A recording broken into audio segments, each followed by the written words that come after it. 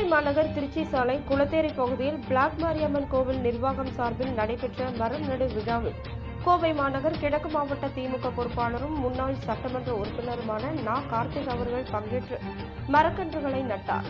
உடன் சிங்கநல்லூர் பகுதி கழகம் 2 பொறுப்பாளர் சிங்கை மு. சிவா, 61வது வட்டக்கழக பொறுப்பாளர்கள் ராமகிருஷ்ணன், தென்னவர் செல்வராஜ், 61வது வார்டு மாமன்ற உறுப்பினர் ஆதி மகேஸ்வரி, திராவிடமணி, பிளாக் மாரியம்மன் கோவில் அறங்காவலர் வேலுச்சாமி, மோகன்ராஜ், சம்பத், சுந்தரம், முனுசாமி, கருணாநிதி, கோபால், குருநாதன், வழக்கறிஞர் எஸ். பிரசன்னா, BBA, LLB, கழக நிர்வாகிகள், கழக தொண்டர்கள் மற்றும் திரளான பொதுமக்கள் பங்கேற்றனர்.